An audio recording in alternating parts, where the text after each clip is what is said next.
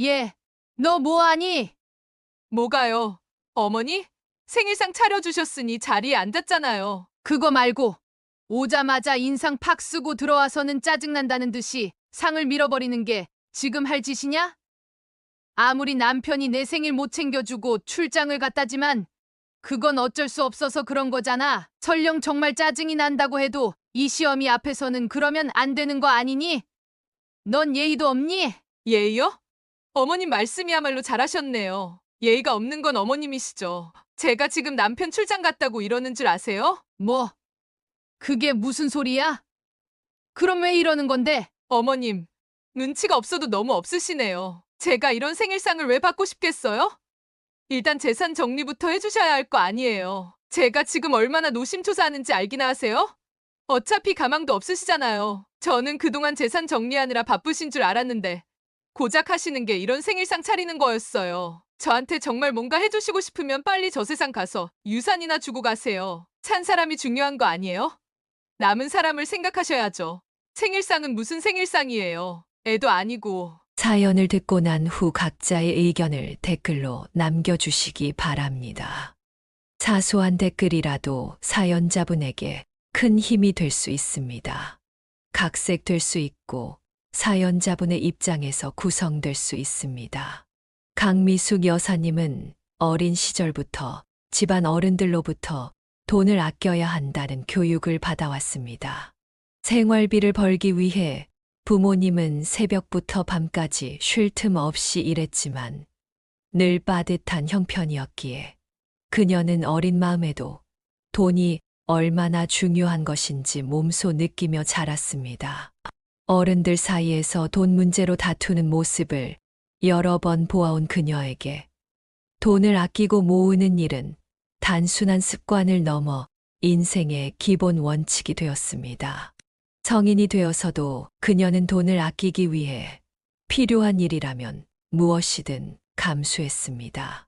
그녀는 단순히 알뜰한 수준을 넘어 웬만한 자린고비보다도 더 철저한 구두쇠가 되어갔습니다.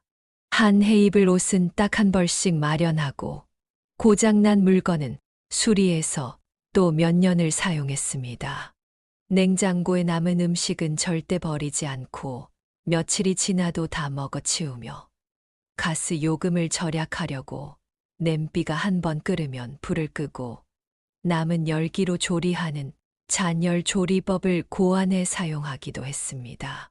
불필요한 소비는 사치로 여겨 철저히 배제했으며 돈을 모으기 위해 여러 가지 부업을 찾아 나섰습니다.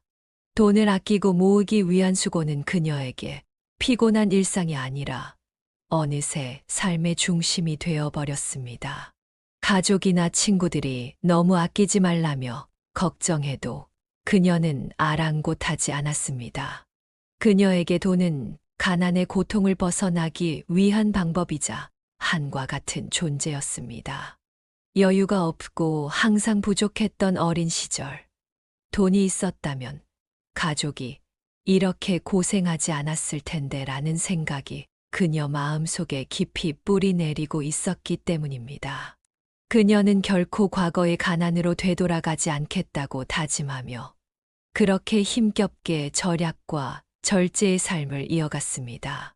그런데 요즘 그녀는 참 여러 가지 생각을 하게 되었습니다. 특히 자신이 과연 좋은 인생을 살았는가에 대해 깊이 생각해보는 일이 많아졌습니다.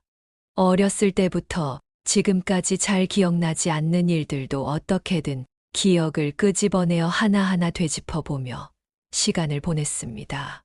그런 그녀에게 큰 도움이 되는 것 중 하나가 바로 가계부였습니다. 강미숙 씨는 20대 때부터 70이 넘은 지금까지도 매일 잠들기 전에 그날그날의 영수증을 정리하고 가계부를 작성해 왔습니다. 그녀도 한 푼이라도 아껴보려 했던 것뿐인데 이렇게 도움이 될 줄 몰랐습니다. 물론 가계부가 일기처럼 그날의 추억들을 세세하게 기록하는 것은 아니었지만 가계부에 적힌 목록과 쌓여있는 영수증을 하나하나 살펴보며 그날 자신이 어디에 갔었는지, 무엇을 했었는지, 그리고 그곳의 풍경은 어땠는지 되새겨 보는 데는 큰 도움이 되었습니다. 그런데 이 영수증들을 보면 추억들 외에 떠오르는 것이 또 하나 있었습니다. 바로 1년 전 먼저 하늘나라로 떠난 그녀의 남편이었습니다. 남편은 정말 착한 사람이었습니다. 그녀가 돈을 아끼며 사는 걸 잘 따라줬습니다. 본인이 힘들게 일해서 버는 돈인 만큼 자신에게도 쓰고 싶었을 텐데. 좋은 차 한 번 안 타보고 30년째 같은 가방을 들고 다니며 일을 한 사람이었습니다. 그녀는 남편이 그런 가방을 들고 일터에 나갔을 때 사람들이 그 모습을 보며 어떤 생각을 했을지 떠올렸습니다. 누군가가 남편에게 그런 이야기를 하면 남편은 그저 멋쩍은 웃음만 지었을 것입니다. 그걸 생각하면 가슴이 아파왔습니다. 그때는 왜 그런 걸 모르고 그저 돈 아끼는 데만 혈안이 돼 있었던 건지 남편도 참 바보예요. 남들처럼 비상금도 몰래 만들어서 자신에게도 좀 쓰고 그러지. 왜 평생 저에게 적디적은 용돈만 받아 생활을 하면서 뭐가 좋다고 그렇게 용돈 받을 때마다 기분 좋아했는지. 그런 생각을 하면 그녀는 가슴이 아파오고 눈물이 나기도 했습니다. 그래도 다행인 것은 그렇게 아끼고 아꼈던 인고의 시간이 결국엔 땅이 되고 아파트가 되었다는 사실이었습니다. 물론 인생의 좋은 시절이 지나고 나서야 그런 것을 가질 수 있게 되었지만 남은 것이 있다는 것은 다행이라고 여겼습니다. 처음 아파트에 입주하던 날, 남편과 강미숙 씨는 서로 부둥켜 안고 눈물을 흘렸습니다. 그들은 처음 결혼했을 때의 신혼집을 떠올렸습니다. 그들의 신혼집은 초라하기 짝이 없었습니다. 도둑이 들어도 훔쳐갈 게 없다며 이불 한 장만 가져갈 정도였습니다. 그녀는 그 시절을 생각하며 웃어야 할지 울어야 할지 모를 감정이 차올랐습니다. 그때 강미숙 씨와 남편은 다짐했습니다. 우리 자식은 꼭 힘든 시작을 하지 않게 도와주자. 우리처럼 어렵게 시작하게 하지 말자. 남편은 정년 퇴직을 한 후에도 3일만 쉬고 다시 일을 구해 나갔습니다. 아들이 결혼하지 않았기 때문에 어떻게든 조금이라도 돈을 더 모아야 한다고 생각한 것이었습니다. 강미숙 씨 역시 부업 등을 통해 작은 수입을 올릴 수 있는 곳에 나가 돈을 벌었습니다. 그렇게 노력한 덕분에 그들은 아들이 결혼할 때 적당한 집 한 채를 마련해 줄 수 있었습니다. 부부는 노후 자금을 제외한 거의 모든 돈을 쏟아부었지만 아들의 신혼생활이 조금이라도 여유로울 수 있다는 생각에 아깝지 않았습니다. 아들에게 신혼집 자금을 건네주었을 때 비로소 묵은 숙제를 해결한 느낌이었습니다. 그녀는 이제 일을 그만두고 노후 생활을 즐기다가 편안한 인생의 마무리를 하리라 결심했습니다. 그런데 생각지도 못한 변수가 생겼습니다. 어느 날부터 남편의 조퇴가 잦아지기 시작했습니다. 그녀는 처음에는 슬슬 일 그만둘 때가 되어서 그런가 보다 라고 생각하며 크게 신경 쓰지 않았습니다. 그런데 어느 날 남편의 외투에서 찢어진 약 봉투가 하나 발견되었습니다. 그녀가 물어보자 남편은 멋쩍은 듯 말했습니다. 그냥 감기 기운이 돌아서 감기약을 한번 지어 먹어봤어. 그러나 뭔가 수상했습니다. 남편은 평소 감기약 같은 것은 낭비라며 먹지 않던 사람이었습니다. 결국 그녀는 남편의 일기장을 읽어보기로 결심하고 일기장을 뒤적였습니다. 그리고 일기장의 내용을 보며 가슴이 철렁 내려앉았습니다. 이럴 수가. 이제서야 사랑하는 아내와 마음 편히 살 수 있을 것 같았는데 한평생 고생만 시킨 아내를 행복하게 해줄 시간이 다가왔는데 어째서 하늘은 나를 데려가려고 하는가 암이라니. 내가 정말 죽는 걸까? 아직 난 할 일이 남았는데 아내에게 뭐라고 말해야 슬퍼하지 않을 수 있을까? 몸 상태가 점점 안 좋아지는 게 느껴진다. 마치 모래시계 같다. 아무 증상도 없던 것 같은데 갑자기 남은 인생이 사르르 빠져나가는 느낌이다. 남편의 일기를 보며 그녀는 그동안 자신이 놓치고 살아왔던 순간들을 되돌아보게 되었습니다. 그녀에게 약 봉투를 들킨 그는 스스로를 책망했습니다. 그는 감기라고 둘러대 보았지만 의심스러운 눈초리가 느껴졌습니다. 아직 그녀에게 말할 준비가 되지 않았다는 사실이 그를 더욱 안타깝게 했습니다. 죽을 날이 얼마 남지 않았다는 걸 알고 나니 낙엽 밟는 소리조차 감회가 새로웠습니다. 그는 삶의 하루하루가 전혀 다른 것처럼 느껴졌고 이제 남은 시간이 얼마 없다는 사실이 그를 더욱 무겁게 했습니다. 그는 마지막으로 아내가 평생 쓸 돈을 마련해 두는 것, 그리고 유치하긴 하지만 번듯한 차를 한번 몰아보는 것이 소원이었습니다. 아내와 함께 좋은 차를 타고 멋진 곳을 다녀오고 싶었습니다. 아내가 그를 한평생 후줄근한 가방만 들고 다닌 사람이 아니라 멋진 사람으로 기억해 주길 바랐습니다. 강미숙 씨는 남편의 일기를 읽으며 일기장이 한 장, 두 장 젖어갔습니다. 주체할 수 없는 눈물이 쏟아져 글씨도 더 이상 알아볼 수 없을 정도였습니다. 그녀는 일기장을 덮고 엉엉 울었습니다. 70이 넘은 나이에 창피한 줄도 모르는 바보처럼 울고 있었습니다. 남편의 일기장에서 그녀에 대한 애틋한 사랑이 느껴졌습니다. 하지만 그녀는 남편에게 무엇을 해주었는지 기억이 나지 않았습니다. 나는 그저 평생 아껴 쓰자는 말로 남편의 목을 조르기만 했던 게 아닐까? 내가 아니었다면 남편은 좀 더 행복하게 살 수 있었을까? 그녀는 그렇게 생각하며 울고 있었습니다. 그때 남편이 들어왔습니다. 남편은 그녀가 자신의 일기장을 들고 울고 있는 모습을 보고 고개를 떨구었습니다. 이내 방바닥에 남편의 눈물이 뚝뚝 떨어졌습니다. 여보, 치료 안 되는 거야? 그렇게 심한 거야? 왜 갑자기 멀쩡히 잘 살아왔잖아. 아무 이상 없었잖아. 왜 갑자기 왜 그러는 건데? 남편은 잠시 머뭇거리더니 고개를 들었습니다. 미안해. 진작 잘 검사 받아보러 다녔어야 했는데 그러지 못했네. 미안해. 강미숙 씨는 고개를 저으며 말했습니다. 아니야. 치료 받아보자. 좋은 병원 가봤어? 방법이 있을 거야. 응. 돈 우리 많이 모아놨잖아. 남편은 애써 웃으며 대답했습니다.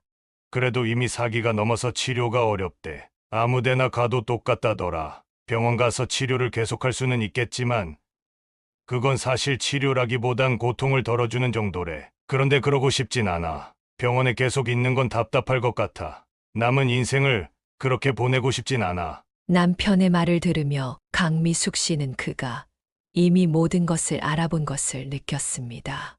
그들은 그날 밤 부둥켜 안고 울었습니다. 다음 날 두 사람은 차를 사러 갔습니다. 남편이 적어둔 소원 중 하나였던 좋은 차를 사기 위해서였습니다. 남아있는 일생에서 조금이라도 바라는 것을 이루어 주고 싶었던 그녀는 마음을 굳혔습니다. 자동차 매장에 들어가 가격을 들었을 때는 깜짝 놀랐지만 죽음 앞에서 돈이라는 것은 그저 허망한 존재일 뿐이었기에 고민하지 않고 바로 구매했습니다. 남편의 표정은 참 밝아 보였습니다. 죽음을 앞둔 사람이라고는 생각되지 않을 만큼 행복해 보였습니다. 그 후 한동안 그들은 그 차를 타고 여기저기 여행을 다녔습니다. 죽음이 전혀 상관없는 사람들처럼 마치 평생 그렇게 살아갈 것처럼 인생의 끝을 앞두고 나서야 비로소 행복을 알게 된다는 것이 묘하게 느껴졌습니다. 그러나 그 시간은 오래 가지 못했습니다. 4개월을 채 넘기지 못한 시점에서 남편은 세상을 떠나게 되었습니다. 남편은 눈을 감기 전 그녀에게 마지막 인사를 남겼습니다. 먼저 가서 준비 다 해놓을 테니까 천천히 와. 오랜 세월 함께 했으니까 혼자서 좀 더 삶을 즐겨보다가 와. 그리고 어떻게 살아왔었는지 나중에 이야기해줘. 그녀는 나이가 들어서였을까요?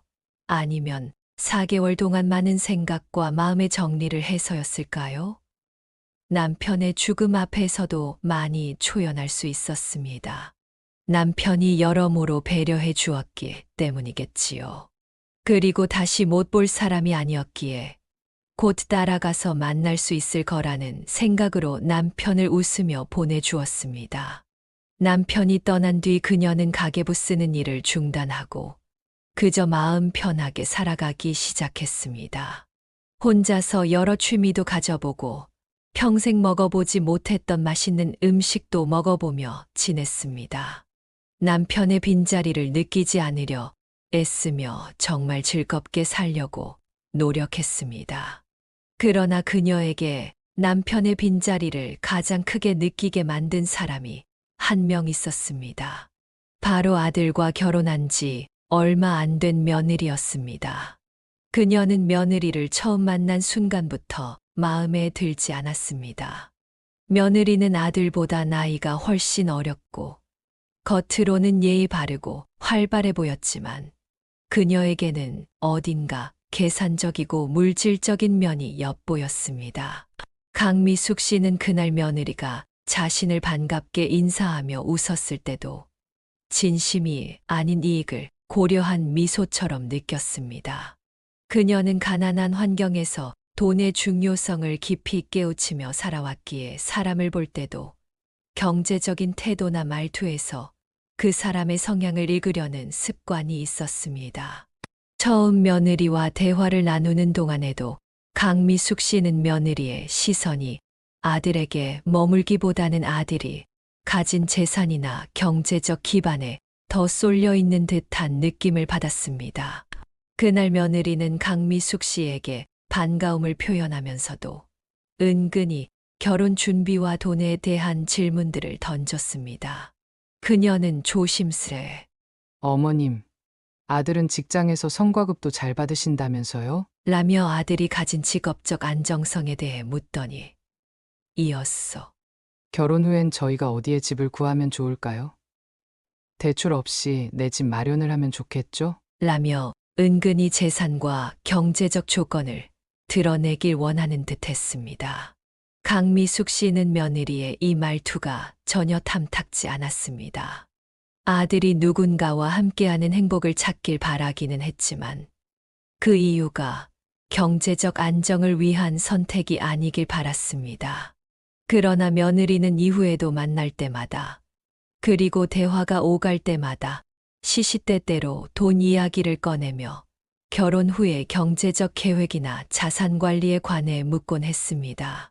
결혼 준비가 진행될 때 며느리는 시시때때로 강미숙 씨에게 결혼 자금에 대해 은근히 떠보며 말을 이어갔습니다. 어머니, 예단 준비는 간단히 하는 게 좋겠죠.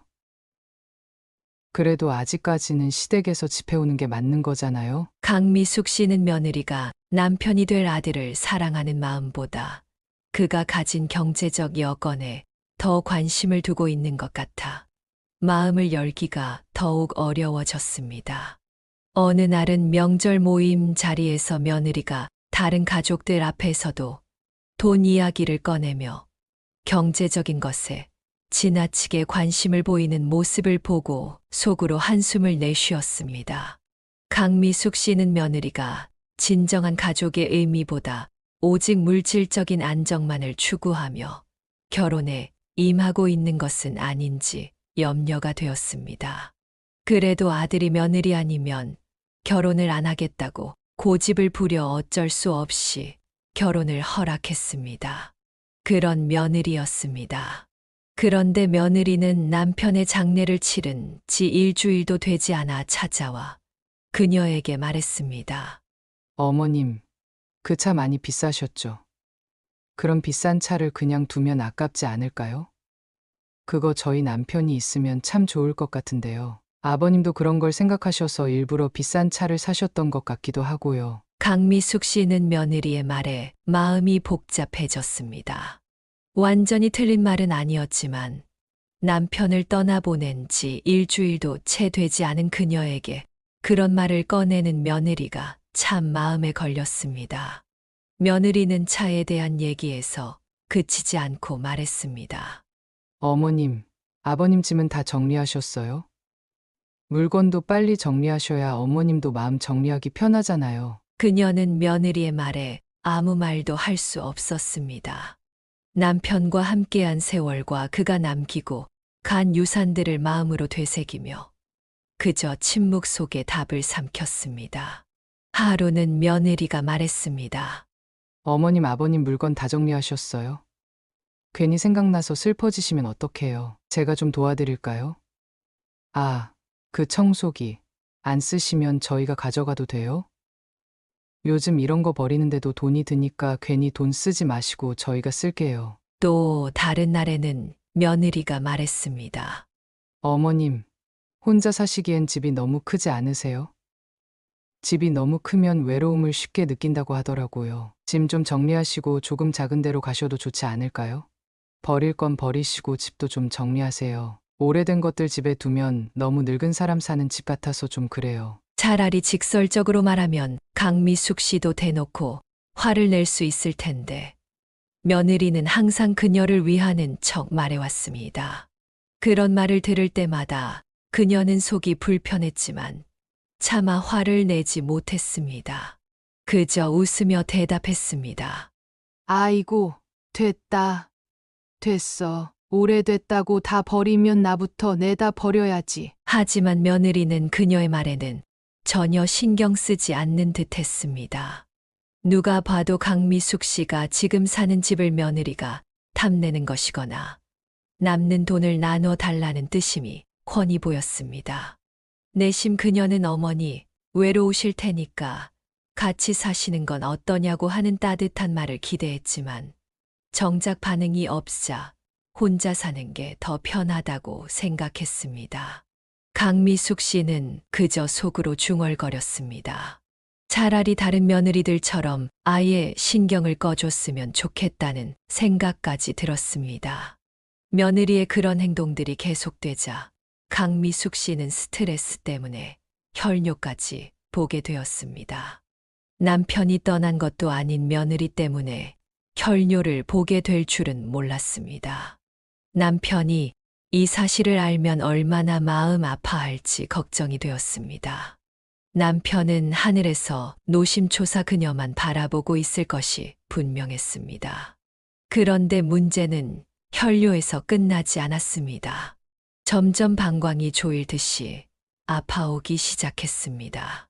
처음에는 그냥 지나치려 했지만 남편 생각이 나서 겁이 났습니다. 남편 역시 약간의 증상들은 별거 아니라고 생각하다가 치료가 불가능한 수준까지 가게 되었으니까요. 그녀는 일단 아무에게도 알리지 않고 병원으로 향했습니다. 별거 아닐 수도 있는데 괜히 호들갑 떨고 싶지 않았고 설령 그녀가 예상한 것이라 해도 스스로 정리가 필요했습니다. 병원에서 몇 가지 검사를 진행한 뒤 그녀는 초조하게 결과를 기다렸습니다. 제발 아니어라, 아니어라. 그녀는 간절히 빌었습니다. 그러나 현실은 방광암이기였습니다. 암이라는 한 단어가 주는 충격은 정말 컸습니다. 누군가 날카로운 칼을 목 앞에 들이대고 있는 듯한 느낌이었고 낭떠러지 앞에 서 있는 듯한 공포가 그녀를 엄습했습니다. 죽음을 직접 대면해야 한다는 그 기분은 겪어보지 않으면 알 수 없는 것이었습니다. 암덩어리는 큰 데다 재발률도 높았고 나이 역시 치료에 큰 희망을 바라기 어려운 상황이었습니다. 그녀는 자신의 상황을 받아들여야 했습니다. 남편도 이런 기분이었을 것이라 생각하니 일기장에 적었던 그의 마음이 이해되었습니다. 그녀는 이런 감정을 받아들이기 싫었습니다. 그러나 받아들일 수밖에 없었습니다. 며칠을 울기도 하면서 마음을 다잡고 초연한 마음으로 여러 가지 생각을 하며 하루하루를 보냈습니다. 아들에게 이 사실을 말하는 건 두려웠습니다. 얼마 되지 않아 아버지를 떠나보낸 아들이 어머니까지 떠나보내야 하는 심정이 어떨지 그녀는 알 수 있었습니다. 하지만 언제까지고 숨길 수는 없었습니다. 얼마 뒤 그녀는 아들과 며느리를 불러놓고 자신의 상황을 전했습니다. 아들은 예상대로 아빠를 보낸 지 얼마 되지 않아 더 큰 슬픔을 느꼈습니다. 아들은 한참을 울었습니다. 그런데 그에 반해 며느리는 애써 심각한 척하면서도 말했습니다. 어머님, 아버님 떠난 지 얼마나 됐다고 많이 힘드셔서 그런가 봐요. 스트레스가 만병의 근원이라더니 아유 진짜 왜 이런 일은 꼭 연달아 일어나는 건지 저도 스트레스 받네요. 그녀는 한숨을 내쉬었습니다. 며느리가 마음이 아프다고 말하는 대신 스트레스 받는다고 표현한 것이 의도적이었는지 잘못된 표현이었는지는 중요하지 않았습니다. 애써 심각한 표정을 지어 보였지만 아무런 감정의 동요가 없는 며느리의 모습이 너무도 훤히 보였습니다. 아무리 시어머니가 남이라 해도 오랜 시간 함께 지내면서 정도 쌓였을 법했지만 이건 아니라고 생각했습니다. 그 뒤로 그녀는 며느리를 최대한 멀리하기로 했습니다. 얼굴을 볼 때마다 스트레스가 쌓였고 며느리의 말 한마디 한마디가 미웠습니다. 그런데 그녀가 멀리하려 하자 며느리는 이제 그녀가 죽은 뒤의 재산에 대해 은근히 돌려 묻기 시작했습니다. 어머님, 혹시 사회환원 같은 건 안 하실 거죠? 요즘엔 그런 거 잘못하면 큰일 나잖아요. 사기치는 사람들이 많대요. 이미 저 세상 간 사람 돈 받아다가 자기들 배불리는 데만 쓰는 사람들. 참 남 좋은 일만 하는 거죠. 그녀는 사회환원이나 기부에 대해 이야기를 꺼낸 적이 없었는데 며느리는 어떻게 그런 것까지 떠올릴 수 있었는지 의아했습니다. 얼마나 재산 상속에 대한 걱정이 컸으면 그런 생각을 할 수 있었을지 온통 돈만 생각하는 모습이 씁쓸하게 느껴졌습니다. 며느리를 멀리하며 지내니 마음이 조금 편안해지는 것 같았고 통증도 줄어드는 듯 했습니다. 그제야 강미숙 여사님은 홀로 자신의 상황을 정리하고 남은 시간을 준비할 여유를 가지게 되었습니다. 그녀는 인생과 삶에 대한 경외로움, 그리고 죽음의 공포를 극복하려고 애썼습니다. 종교는 없었지만 사후세계는 반드시 있어야 한다고 믿었습니다. 그래야만 그녀가 남편과 다시 만날 수 있기 때문이었습니다. 그러나 이런저런 생각을 하다 보면 문득 그녀가 없는 아들이 걱정되곤 했습니다.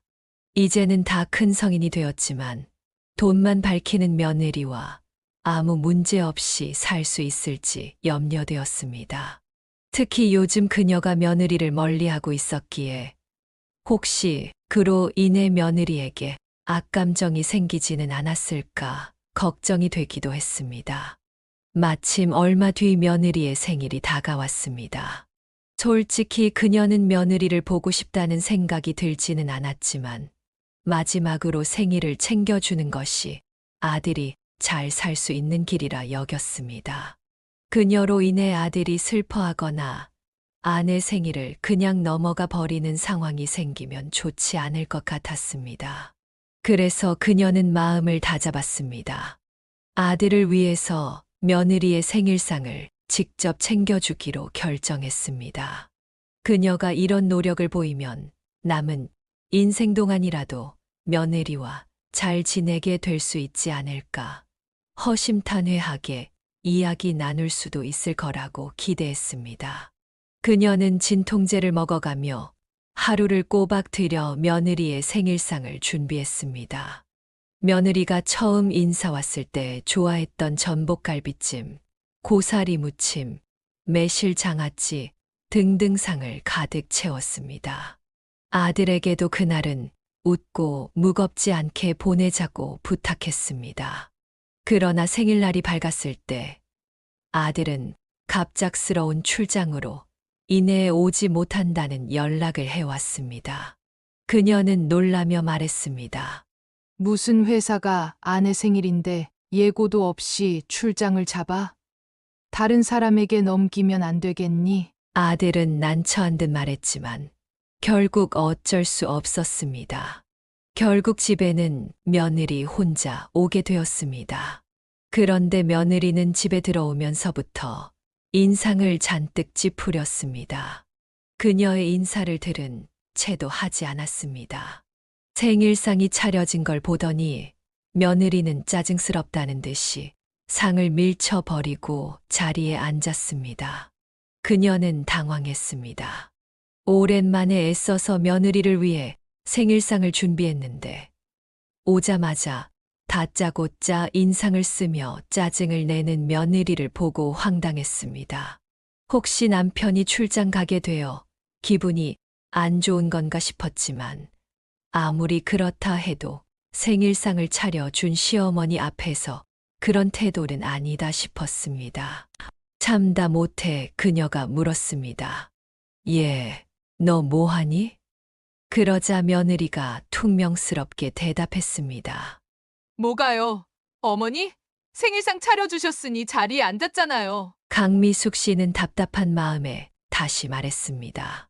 그거 말고 오자마자 인상 팍 쓰고 들어와서는 짜증난다는 듯이 상을 밀어버리는 게 지금 할 짓이냐? 아무리 남편이 내 생일 못 챙겨주고 출장을 갔다지만 그건 어쩔 수 없어서 그런 거잖아. 설령 정말 짜증이 난다고 해도 이 시어미 앞에서는 그러면 안 되는 거 아니니? 넌 예의도 없니? 그러자 며느리가 차갑게 대답했습니다. 예의요? 어머님 말씀이야말로 잘하셨네요. 예의가 없는 건 어머님이시죠. 제가 지금 남편 출장 갔다고 이러는 줄 아세요? 강미숙 씨는 며느리의 말에 깜짝 놀라 되물었습니다. 뭐? 그게 무슨 소리야? 그럼 왜 이러는 건데? 그러자 며느리가 쏘아붙였습니다. 어머님, 눈치가 없어도 너무 없으시네요. 제가 이런 생일상을 왜 받고 싶겠어요? 일단 재산 정리부터 해주셔야 할 거 아니에요. 제가 지금 얼마나 노심초사하는지 알기나 하세요? 어차피 가망도 없으시잖아요. 저는 그동안 재산 정리하느라 바쁘신 줄 알았는데 고작 하시는 게 이런 생일상 차리는 거였어요. 저한테 정말 뭔가 해주시고 싶으면 빨리 저 세상 가서 유산이나 주고 가세요. 찬 사람이 중요한 거 아니에요? 남은 사람을 생각하셔야죠. 생일상은 무슨 생일상이에요. 애도 아니고. 며느리는 차가운 눈빛으로 쏘아붙이며 이어 말했습니다. 생각을 해보시라고요. 지금 제가 이런 밥이 넘어갈 것 같아요? 이런 거 만들 시간에 다른 것부터 정리하세요. 며느리의 말은 기가 막힐 정도로 가관이었습니다. 쏟아내는 말에 그녀는 충격을 받아 말이 나오지 않았습니다. 아무리 돈을 밝히고 재산 분할에만 관심 있어도 죽음을 앞둔 시어머니에게 저런 말을 하다니 믿기 어려웠습니다. 그런데 며느리는 그 자리에서 끝내지 않았습니다. 며느리는 분이 풀리지 않는지 그녀가 말릴 틈도 주지 않고 상에 차려진 음식들을 싹 개수대에 가져가 버리더니 손을 툭툭 털고는 집을 나가버렸습니다. 그녀는 암보다도 며느리가 더 무섭다는 생각이 들었습니다. 도대체 언제부터였을까? 뭐가 문제였을까? 사람을 잘못 봐도 한참 잘못 봤구나. 그녀는 남편이 떠난 후 며느리가 은근히 재산에 대한 이야기를 꺼내던 것이 떠올랐습니다. 자신이 정리를 해주지 않았던 것이 쌓여 있었던 걸까? 남편의 유산은 그녀가 모두 가지고 있었고 아들에게는 아직 나눠주지 않았던 것도 그 이유였던 걸까?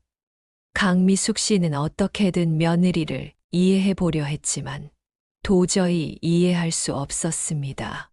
어떻게 사람의 생각이 그렇게 흘러갈 수 있는지, 이 상황에서 병원에 가 누워있기라도 한다면 며느리는 더 이를 갈 것만 같았습니다. 그녀는 차라리 남편이 있는 곳으로 빨리 가는 것이 낫겠다는 생각까지 들었습니다.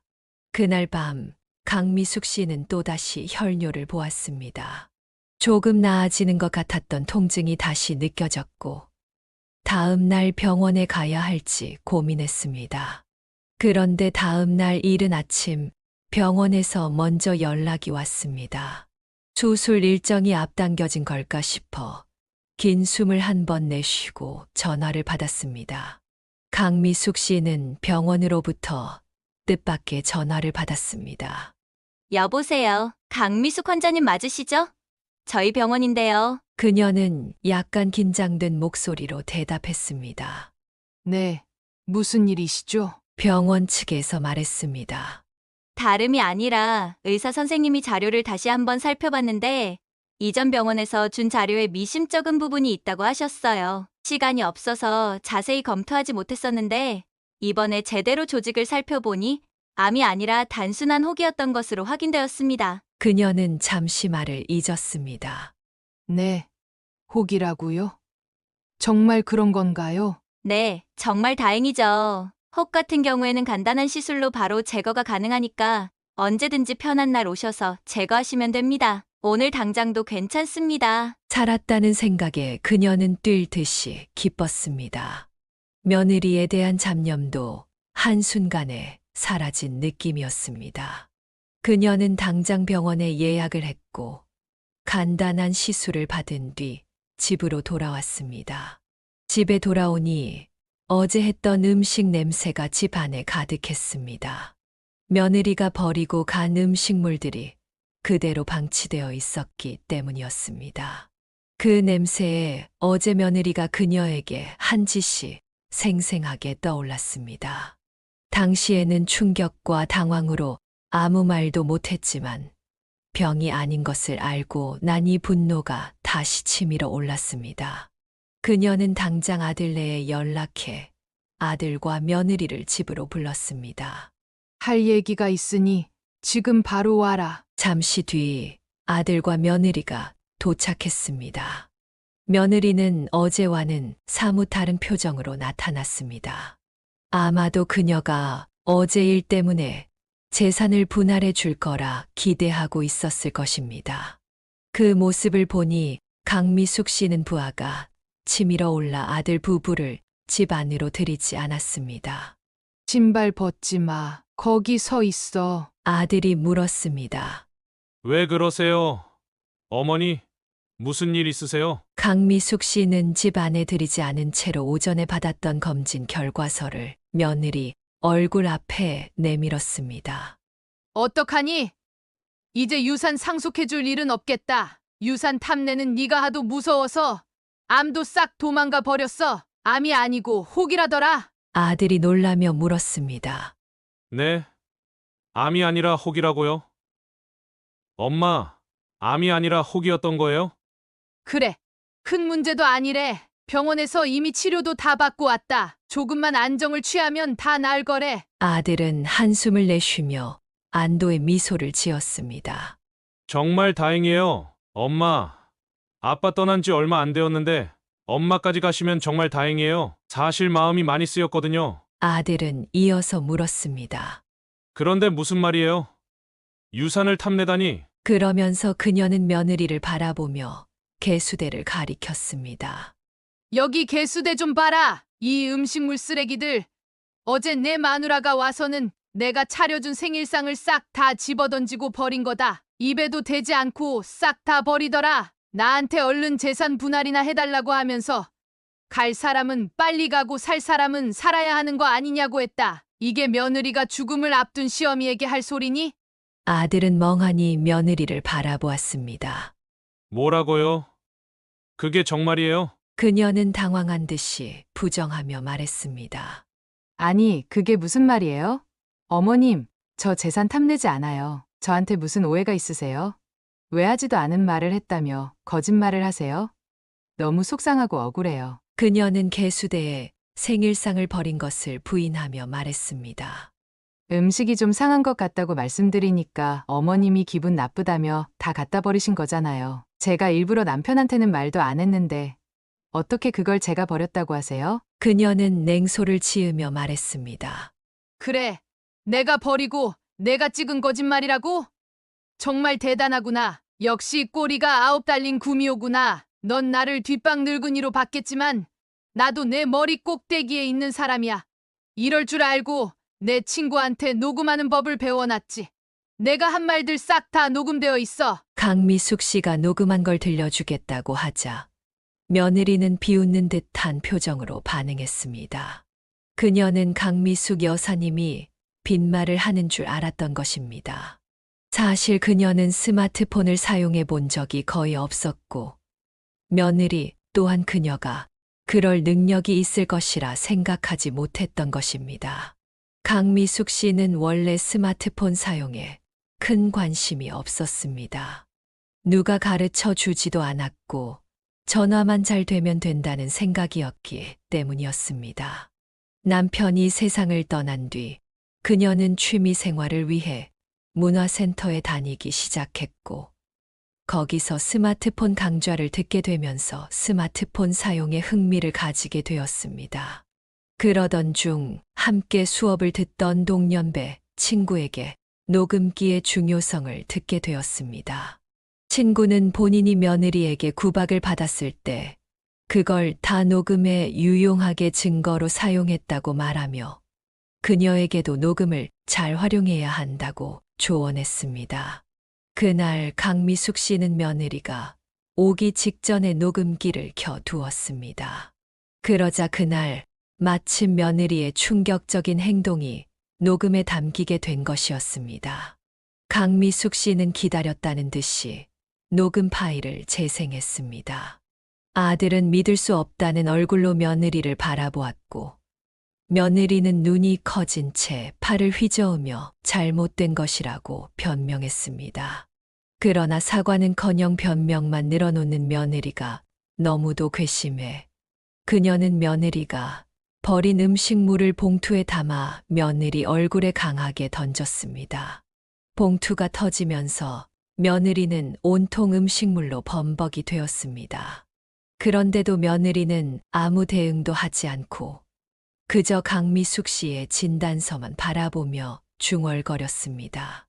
이럴 리가 없는데 이게 아닌데. 강미숙 씨는 어이가 없었습니다. 아들은 화가 치밀어 며느리에게 소리쳤습니다. 아들은 곧장 며느리를 불러내어 차가운 목소리로 말했습니다. 당신 우리 엄마한테 한 짓이 대체 뭐야? 며느리는 당황한 듯 어물쩍거리며 대답했습니다. 아니 그게 내가 잠깐 실수한 거야. 당신이 출장 가서 나도 기분이 좀 안 좋았고. 아들은 며느리의 말이 끝나기도 전에 외쳤습니다. 실수, 그게 실수야. 죽음을 앞둔 우리 엄마한테 재산이나 내놓으라고. 생일상까지 엎어버린 게 실수라고? 며느리는 머뭇거리며 손을 들어 아들을 막으려 했습니다. 아니 그게 난 그저 그게 그렇게까지 심각한 일인지 몰랐어. 그냥 좀 짜증이 나서. 아들의 얼굴에는 참을 수 없는 분노가 일렁였습니다. 그는 며느리를 노려보며 말했습니다. 짜증이 나서 우리 엄마가 목숨 걸고 차려준 생일상을 짜증난다고 엎어버린 게 그냥 짜증 때문이라고? 내가 사랑했던 사람이 너였다고 믿었던 내가 바보지. 죽음을 앞둔 사람한테 그런 짓을 하고도 미안하다는 말 한마디 없이 자기 합리화만 하고 있는 내가 대체 인간이야? 아들은 더 이상 말이 나오지 않는 듯 떨리는 손을 멈추지 못했습니다. 그의 분노는 결국 한계에 다다랐고 그는 차갑게 며느리에게 다가가더니 힘껏 손을 들어 며느리의 뺨을 쳤습니다. 이게 내가 한 짓에 대한 대가야. 며느리는 충격에 휘청이며 눈을 크게 떴습니다. 따갑게 울리는 뺨을 손으로 감싸 쥔 채 더 이상 아무 말도 하지 못했습니다. 아들은 멸시하는 눈빛으로 그녀를 바라보며 마지막으로 말했습니다. 우리 엄마가 그렇게 헌신적으로 널 가족으로 받아들였는데 내가 한 짓은 이런 거야. 이제 그런 얼굴 다시는 내 앞에 들이밀 생각도 하지 마. 결국 며느리는 초점이 풀린 눈으로 말했습니다. 죄송합니다, 어머님. 강미숙 씨는 차갑게 대답했습니다. 사과는 됐으니까 얼른 그 음식물도 싸들고 나가. 꼴도 보기 싫으니까. 며느리는 대충 음식물을 주워 담고는 허겁지겁 집을 떠났습니다. 아들은 자기가 사람을 잘못 봐서 엄마에게 마음고생을 시켰다며 진심으로 미안하다고 사과했고 며느리를 따라갔습니다. 그들이 떠난 후 강미숙 씨는 비로소 마음의 짐이 싹 가신 듯한 기분이 들었습니다. 사실 애초에 암덩어리는 없었지만 마치 그 덩어리가 사라진 듯한 상쾌함이었습니다. 그 후 아들은 결국 며느리와 이혼을 결심했습니다. 시댁 재산만 밝히는 며느리의 속내를 알게 되었고 도저히 함께 살아갈 수 없다고 했습니다. 며느리는 아들에게 이혼만은 하지 말아 달라고 빌었습니다.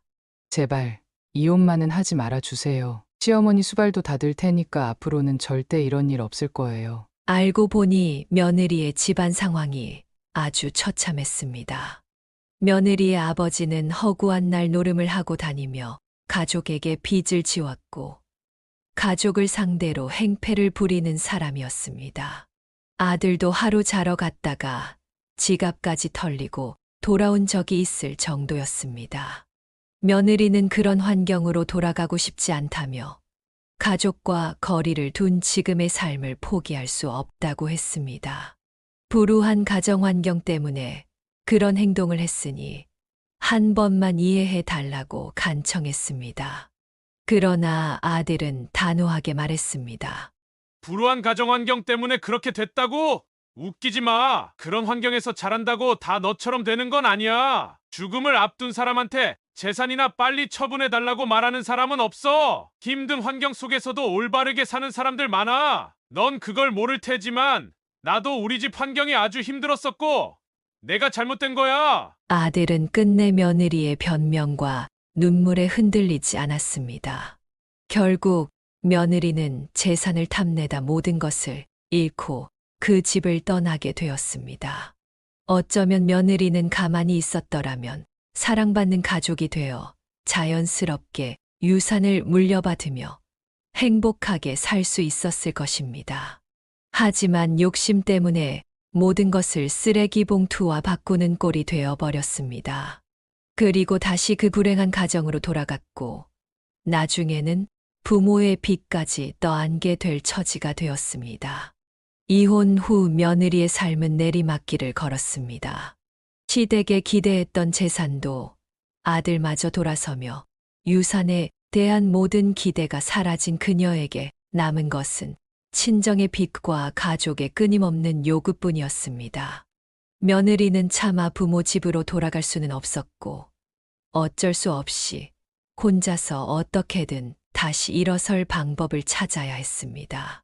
그렇게 마음먹고 작은 자본을 들여 사업을 시작했습니다. 주변 사람들에게 대출을 받고 부모의 빚 일부도 떠안으며 모든 걸 걸고 한 일이었지만 결과는 처참했습니다. 쉽게 믿었던 사업 파트너가 사기꾼이었던 겁니다. 그 사기꾼은 그녀에게 사업의 장밋빛 미래를 약속하며 모든 자금을 털어갔고 모든 것을 빼앗긴 그녀는 결국 파산 위기에 몰렸습니다. 집도 잃고 갈 곳이 없어진 그녀는 어느새 고시원을 전전하는 신세가 되었습니다.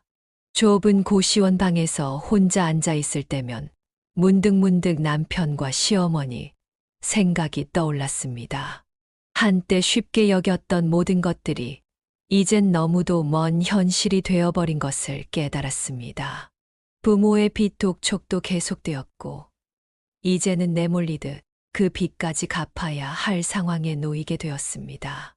밤마다 좁은 고시원 방 안에서 그녀는 한숨을 내쉬며 스스로를 자책했습니다. 과거 욕심이 남긴 파국 앞에서 며느리는 이제 아무도 손을 내밀어 주지 않는 현실에 홀로 남겨졌습니다. 그에 반해 강미숙 여사님은 아들과 함께 살게 되었습니다. 아들의 재혼을 걱정했지만 심성이 착한 아들이니 언젠가 좋은 사람을 만날 거라 믿었습니다. 요즘은 혼자 사는 것도 흉이 아니니까 아들이 자신의 길을 찾기를 바랐습니다. 그녀는 암은 피했지만 살 날이 길지는 않을 것이라고 생각했습니다. 남은 일생 동안 적당히 즐기며 시간을 보내기로 결심했습니다. 여기까지가 강미숙 여사님의 사연입니다. 건강을 되찾은 여사님이 참 다행입니다. 사연을 듣고 댓글을 남겨주시기 바랍니다. 사소한 의견일지라도 사연자분에게는 큰 힘이 됩니다. 노골적인 악성 댓글은 사연자분에게 상처가 될 수 있으니 삼가주시기 바랍니다.